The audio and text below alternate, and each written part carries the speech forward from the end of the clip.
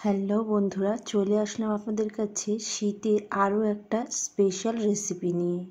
শীতের এই স্পেশাল দিনগুলিতে বাঙালির প্রতিটা ঘরে এই চিতই পিঠার আয়োজন তো হবেই। সবার প্রথমে এখানে চালের আটাগুলোকে চালনিতে চেলে নিলাম, যাতে করে এর মধ্যে কোনো রকম দলা পেকে না থাকে। আর এদিকে জল গরম করতে বসিয়ে দিয়েছি। এইবার আটার মধ্যে পরিমাণ মতো দিয়ে দিলাম লবণ। তারপর সবগুলোকে খুব ভালো করে মিক্স করে নেব। এইবার যে জলটা আমি গরম করতে বসিয়ে দিয়েছিলাম সেটা দিয়ে অল্প অল্প করে আটাটাকে মেখে নেব। আর একটা পাতলা ব্যাটার রেডি করব।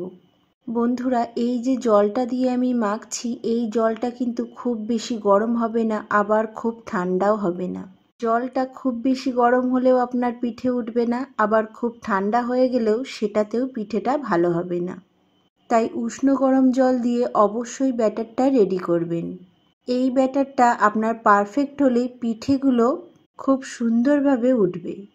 তখনই ব্যাটারটা রেডি করবেন, অল্প অল্প করে জল দেবেন আর ব্যাটারটা রেডি করবেন, তাহলে দেখবেন পিঠের ব্যাটার পারফেক্ট হবে। এবার এটাকে 10 মিনিট রেখে দেব। এরই মধ্যে উনুনটা জ্বালিয়ে নিলাম আর পিঠে তোলার ছাঁচও বসিয়ে দিলাম, আর এইভাবে অল্প অল্প করে তেল মাখিয়ে দিলাম। এইবার আবারও ব্যাটারটাকে খুব ভালো করে নাড়িয়ে নেব। তারপর পিঠে তৈরির জন্য এইভাবে দিয়ে দিলাম।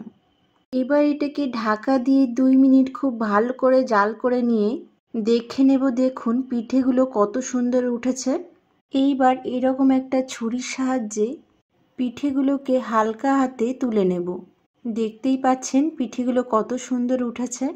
আর এর উপর পিঠটা দেখুন একটুও পুড়ে যায়নি। আর আপনাদের যদি মনে হয় এর পেছন দিকটা আরও একটু লাল করবেন, সেক্ষেত্রে জালটা একটু বেশি দেবেন। আবারও একটা করে আমি দেখিয়ে দিচ্ছি। একটু মুছে নিয়ে আবারও ব্যাটার দিয়ে দিলাম। এইবার 2 থেকে আড়াই মিনিট জালটা করে নিলাম। দেখুন এইবার পিঠের পেছন দিকটা আরও একটু লালচে হয়ে গেছে। এইভাবে রেডি করে নিলাম সব পিঠেগুলো। এইবার পিঠেগুলোকে ভেজানোর জন্য নিয়ে নিলাম গুড়। এখানে গুড়ের পরিবর্তে আপনারা চিনিটাও ইউজ করতে পারেন।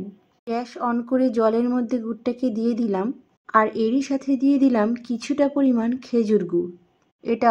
এটা অপশনাল, আপনারা চাইলে দিতেও পারেন আবার নাও দিতে পারেন। আর এদিকে গ্যাস অন করে বসিয়ে দিয়েছি নারকেলের দুধ, আর তাতে দিলাম কিছুটা পরিমাণ পাউডার মিল্ক। এরই সাথে দিলাম 4টে এলাচ। এইবার দুধ ও গুড়ের জলটাকে ফুটিয়ে নেব। আর এদিকে পিঠেগুলোকে একটা বড় পাত্রে সাজিয়ে নিয়েছি। এইবার গুড়ের জলটাকে এর মধ্যে দিয়ে দেব। তারপর দিয়ে দিলাম দুধ। বন্ধুরা, আপনারা যারা আমার ভিডিওটা ইউটিউব থেকে দেখছেন তাদের কাছে অনুরোধ রইল আমাকে সাবস্ক্রাইব করে সাপোর্ট করার।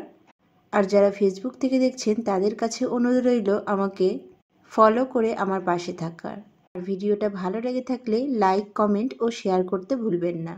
উপর থেকে একটু নারকেল কোড়া দিয়ে কিছুক্ষণ ভিজিয়ে রেখে দিলেই রেডি হয়ে যাবে চিতই পিঠা।